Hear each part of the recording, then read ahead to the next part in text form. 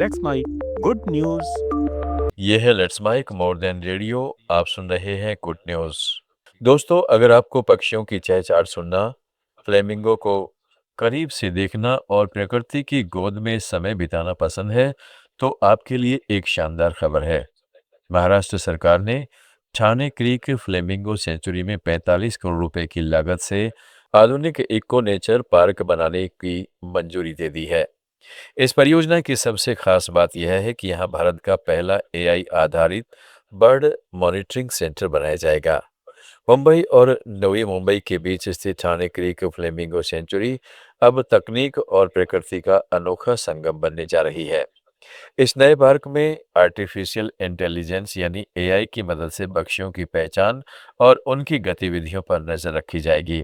इसके लिए करीब 1.5 किलोमीटर क्षेत्र में स्मार्ट एआई कैमरे लगाए जाएंगे जो अलग अलग पक्षियों की प्रजातियों को पहचानेंगे और उनके आने जाने का रिकॉर्ड तैयार करेंगे। अब तक पक्षियों की गिनती और निगरानी के लिए विशेषज्ञों की मदद ली जाती थी, लेकिन नई तकनीक इस काम को और तेज, सटीक और आसान बनाएगी। इससे वैज्ञानिकों को प्रवासी पक्षियों के व्यवहार, उनकी संख्या और उनके प्रवास से जुड़ी अहम जानकारी मिलेगी। वहीं यहाँ आने वाले पर्यटक भी डिजिटल स्क्रीन और इंटरेक्टिव डिस्प्ले के जरिए विभिन्न पक्षियों के बारे में रोचक जानकारी हासिल कर सकेंगे। इको नेचर पार्क में nature trail, bird watching point, interpretation centre और प्रदर्शनी क्षेत्र भी विकसित किए जाएंगे। इसका उद्देश्य लोगों को पर्यावरण संरक्षण और जैव विविधता के प्रति जागरूक करना है। यह पार्क छात्रों, शोधकर्ताओं और प्रकृति प्रेमियों के लिए भी एक महत्वपूर्ण अध्ययन केंद्र साबित होगा।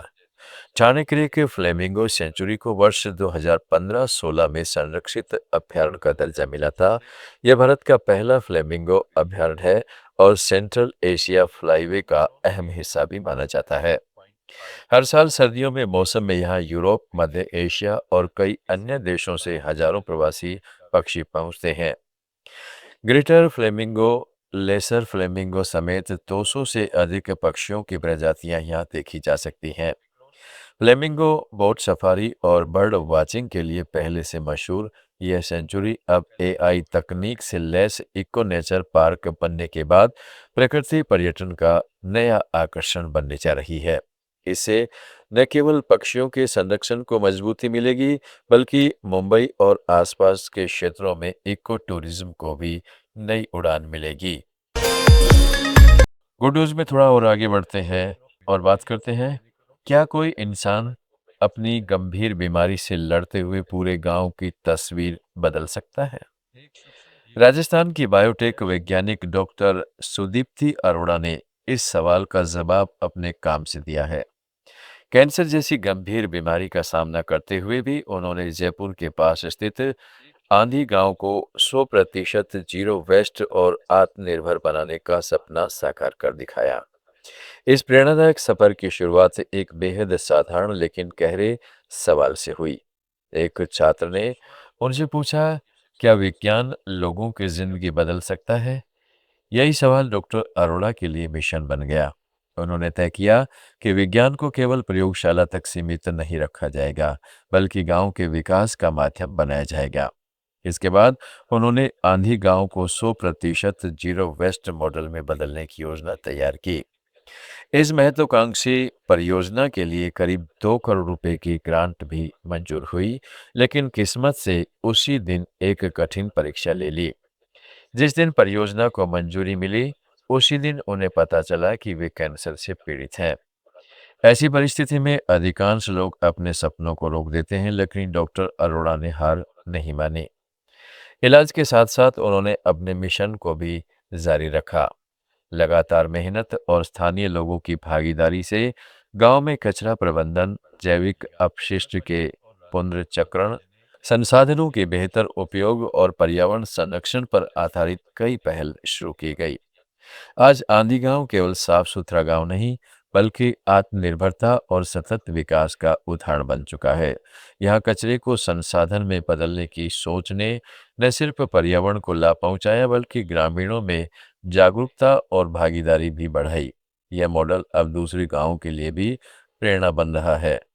डॉक्टर सुदीप्ता अरोड़ा की कहानी बताती है कि असली बदलाव संसाधनों से नहीं बल्कि मजबूत इरादों से आता है। उन्होंने यह साबित कर दिया कि विज्ञान केवल नई खोजों तक सीमित नहीं है, बल्कि लोगों के जीवन को बेहतर बनाने का सबसे प्रभावी माध्यम भी बन सकता है। कैंसर से जंग लड़ते हुए उन्होंने एक गांव की किस्मत बदल दी और यह संदेश दिया कि अगर हौसले बुलंद हो तो कोई भी चुनौती मंजिल का रास्ता नहीं रोक सकती।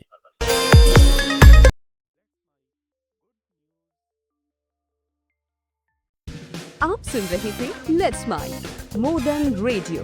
फॉलो कीजिए हमें हमारे सोशल मीडिया प्लेटफॉर्म्स पर। It's time for news. It's time for more than radio. Presenting the first radio news app, Let's Mic.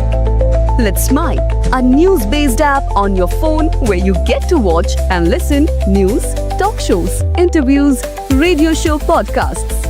On Let's Mic, you get all relevant information of TV, print, radio, podcast, and digital. Let's Mic talks about every segment of life.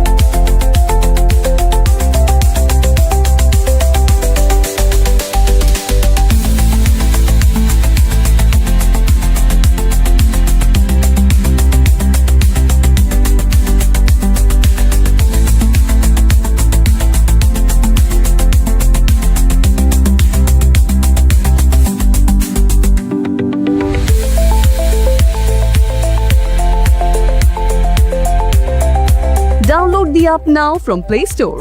Available both on Android and iOS mobile phones.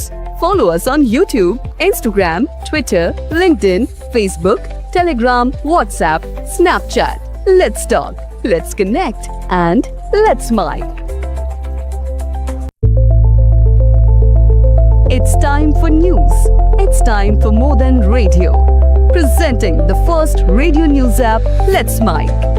Let's Mic, a news-based app on your phone where you get to watch and listen news, talk shows, interviews, radio show podcasts. On Let's Mic, you get all relevant information of TV, print, radio, podcast, and digital. Let's Mic talks about every segment of life.